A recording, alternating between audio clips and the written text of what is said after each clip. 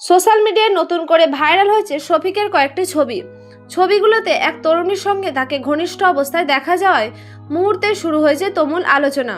অনেকেই ছবিগুলো শেয়ার করে বিভিন্ন ধরনের মন্তব্য করছেন, আর সেই সঙ্গে নতুন করে তৈরি হয়েছে বিতর্ক।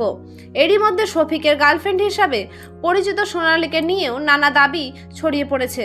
বিভিন্ন পোস্টে বলা হচ্ছে সোনালী নাকি অভিযোগ করেছেন যে শফিক তাকে ঠকিয়েছে।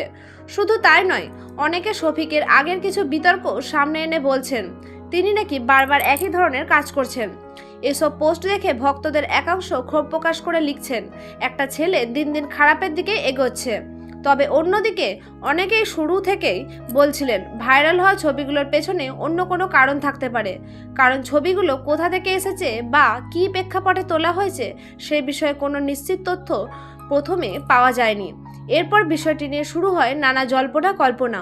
অবশেষে আমাদের টিম বিষয়টি বিস্তারিতভাবে যাচাই করার পর যে তথ্য জানতে পেরেছে সেটি হলো ভাইরাল হওয়া ছবিগুলো শফিকের ব্যক্তিগত জীবনের কোনো বাস্তব ঘটনার ছবি নয়।